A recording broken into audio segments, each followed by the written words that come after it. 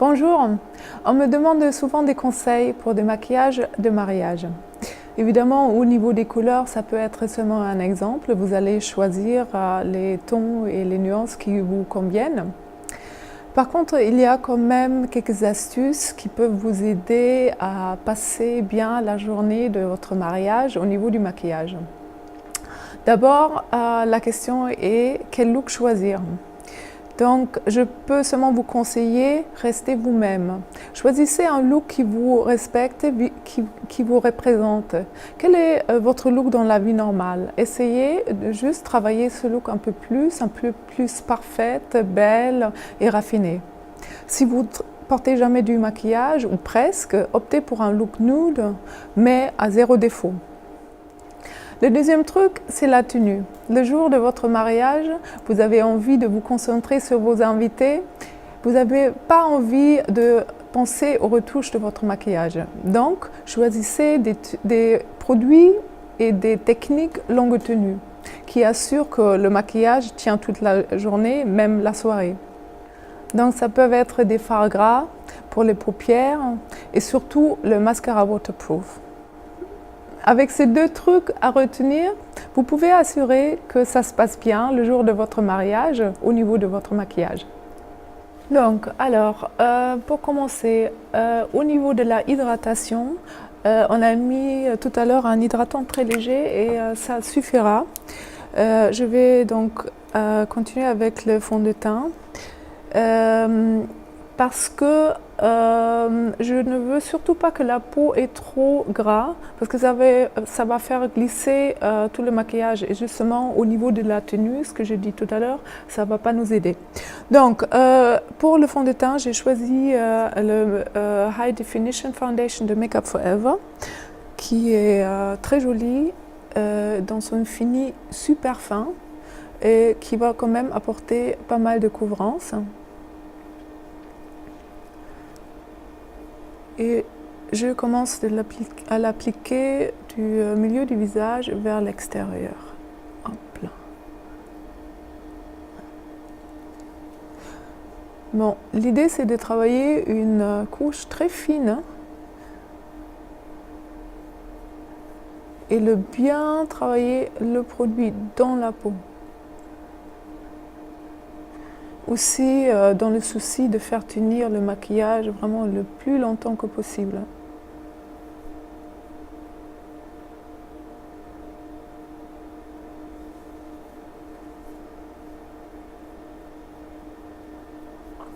Donc, hop, en étape finale, je vais appuyer vraiment le make-up, le fond de teint dans le visage, comme ça, dans la peau, pour que ça adhère bien. Bon, j'ai bien fait attention de ne pas mettre trop de produit dans les sourcils. Ok, donc maintenant je vais travailler les imperfections et les cernes. Je me sers du Secret Camouflage de Laura Mercier, là, le numéro 3, que je vais, pour plus de souplesse, travailler avec mon fond de teint. Alors je mets un peu de fond de teint sur le dos de ma main. Je vais prendre le produit et je vais le mélanger. Ça me donne une texture plus souple, mais avec une très très haute couvrance. Que du coup, j'applique au contour de l'œil. Ok. Tourne un peu. Regarde en haut, s'il te plaît.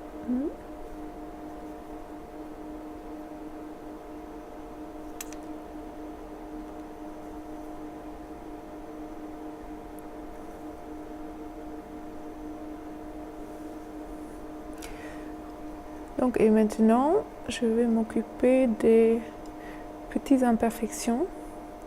Alors, exprès, je travaille avec ce pinceau-là, qui est très pointu, du coup, qui me permet de travailler avec beaucoup de précision.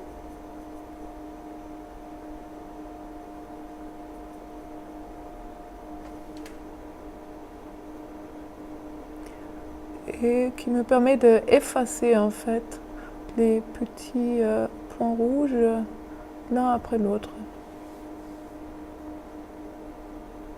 Donc alors, après avoir travaillé les petites imperfections comme ça, vraiment avec beaucoup de attention aux détails, je vais fixer tout ça un peu avec un peu de poudre. Hop. Voilà.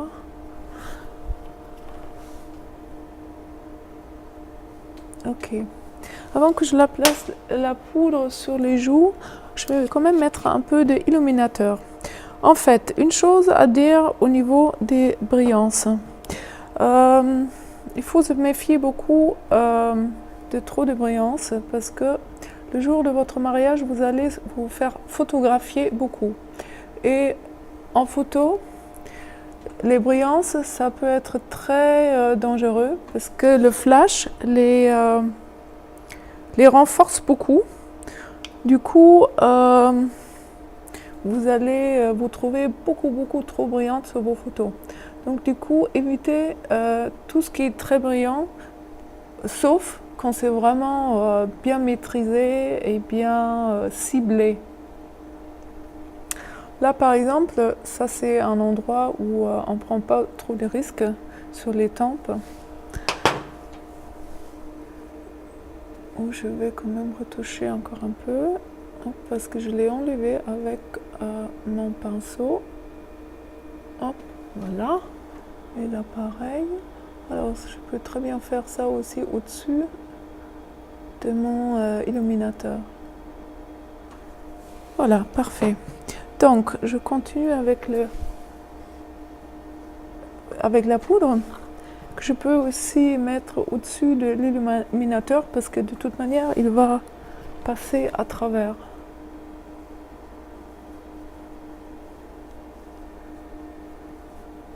Voilà, donc ça pour la base. On va commencer à travailler les yeux. Donc je vais commencer avec un fard crème que j'applique sur la paupière le long des cils. J'ai choisi cette couleur, c'est un brun légèrement cuivré parce que c'est une couleur qui est déjà présente dans le visage de Virginie. Et j'ai exprès donc alors je travaille toute la paupière mobile et regarde-moi s'il te plaît. Voilà, je vais légèrement au-delà du pli de la paupière. Donc de la même manière, ferme les yeux s'il te plaît. De la même manière, je travaille l'autre côté. Je commence donc très concentré tout près des cils pour ensuite aller vers le haut, plus transparent, en dégradé.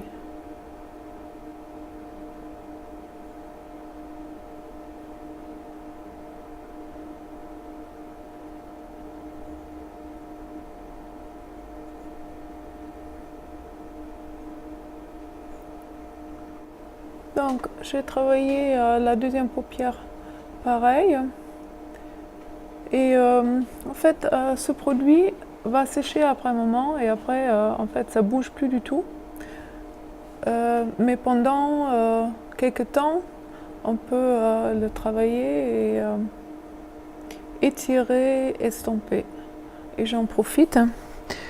Ensuite, avec un coton-tige, si jamais nécessaire, je nettoie un peu, je travaille encore un peu les bords, comme ça. Voilà. Parfait. Et maintenant, de la même manière, je vais travailler en dessous de l'œil. Là, du coup, je l'applique toujours tout près des cils, mais seulement le 2/3 extérieur de l'œil. Et je mets très peu de produit. Baisse un peu la tête. Regarde en haut. Ah, c'est pas assez de produit. Voilà. Et pareil, on l'estompe pour avoir un regard en haut et baisse un peu le menton. Ouais, merci. Pour avoir un effet très doux.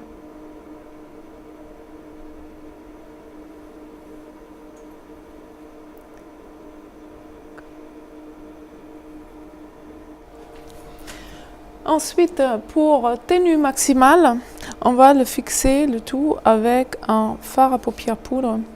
Là, je prends ce quatuor de Armani, je vais prendre cette couleur-là, un marron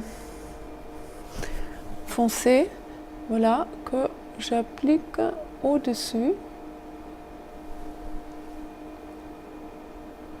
Voilà, comme ça, en appuyant. Et pareil de l'autre côté.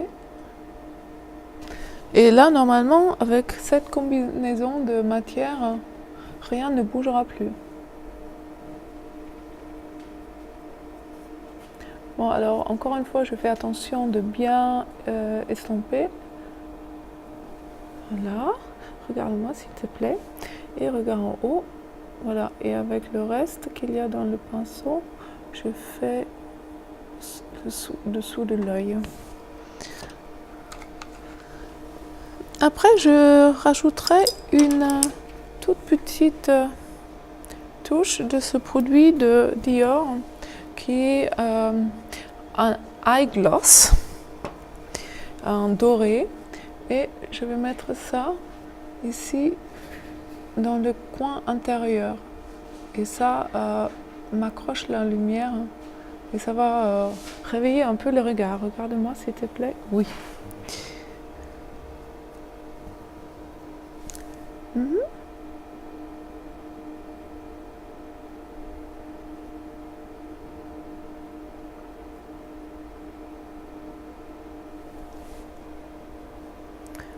Ok, je travaille de la même manière à l'autre côté.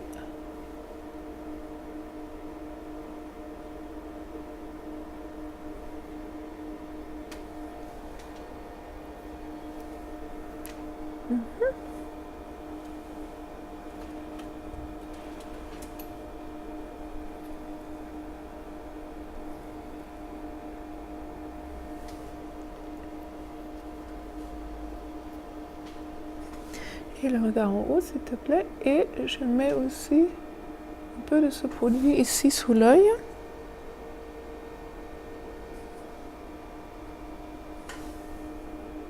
Passe un peu la tête. Comme ça. Et ce produit aussi va sécher, donc gloss.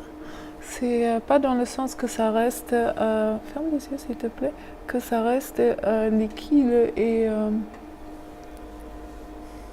et collant, pas du tout. En fait, ce qui reste, c'est les paillettes. Donc, la prochaine étape, c'est le courbe-cils. Ok, regarde en bas s'il te plaît. Donc, alors, je vais courber les cils. Hop.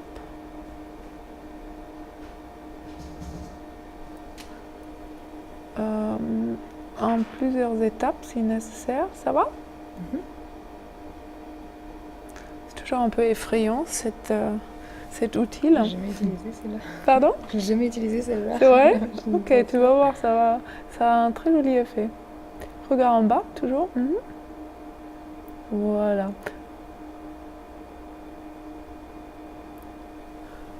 Ok, regarde-moi.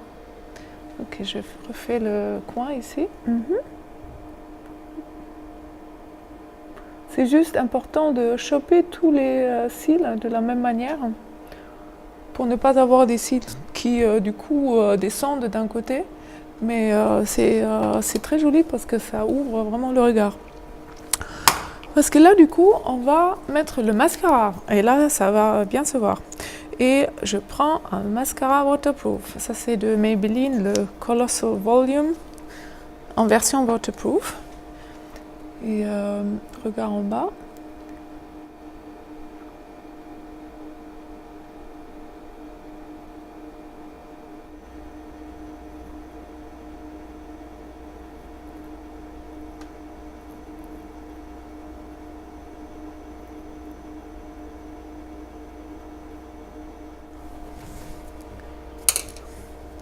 Et j'en mets un peu sur les cils du bas. Ok, regarde en haut s'il te plaît.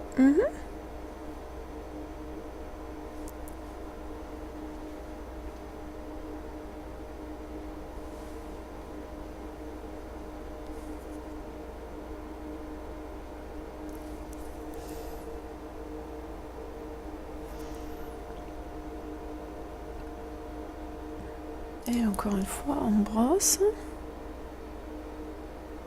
Ça, c'est pour séparer les cils et si jamais il y en a, enlever des petits paquets. Très important pour un fini naturel. Hop là.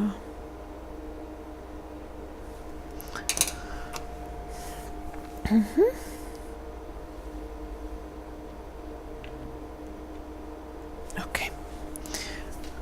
Voilà. Bon, très joli ça déjà.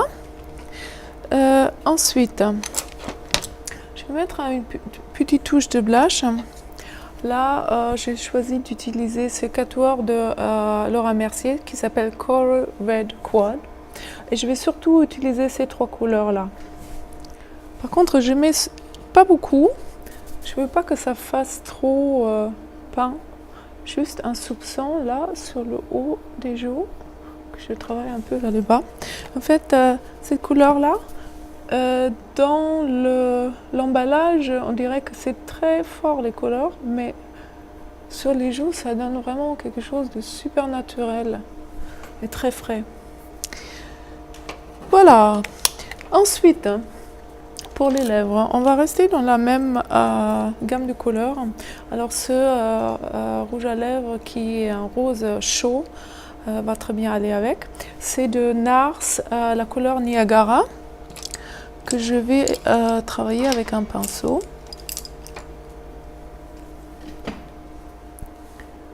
Donc, hop, déjà, ouais, c'est très bien. Donc, j'applique vraiment beaucoup, que je travaille bien dans la peau des lèvres.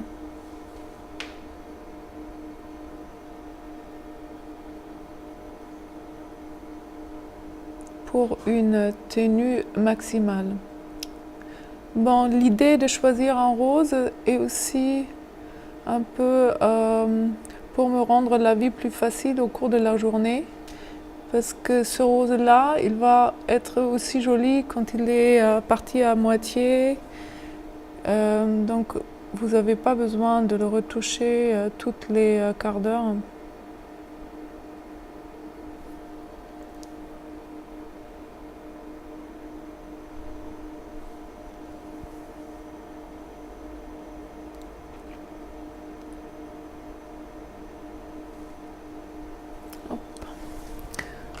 Ok, donc je mets vraiment beaucoup de ce produit pour avoir une belle intensité et aussi une meilleure tenue. Voilà, un peu comme ça. Voilà, très bien. Alors, si pour ceux qui veulent absolument, pour celles qui veulent absolument, on peut aussi mettre, juste pour les dents, voilà, merci. On peut mettre une toute petite touche de gloss juste ici au milieu qui va encore accrocher la lumière. Mais à savoir que le gloss rend évidemment le rouge à lèvres plus fragile. Voilà, et là tu fais plus comme ça s'il te plaît, voilà. Ok. Donc, petit détail que j'ai oublié tout à l'heure, les sourcils que je vais juste brosser et tout légèrement corriger.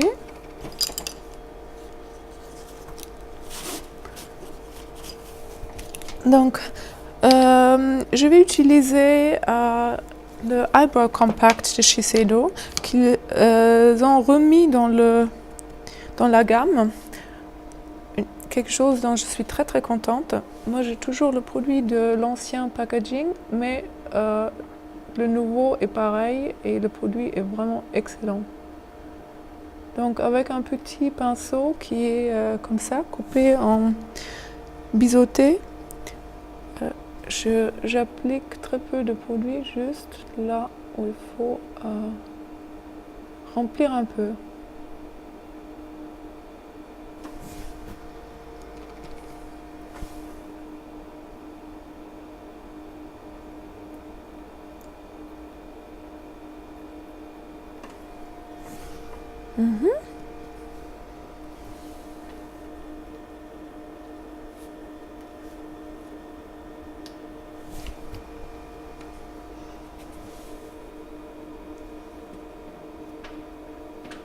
Donc ça y est, le maquillage de mariée est terminé.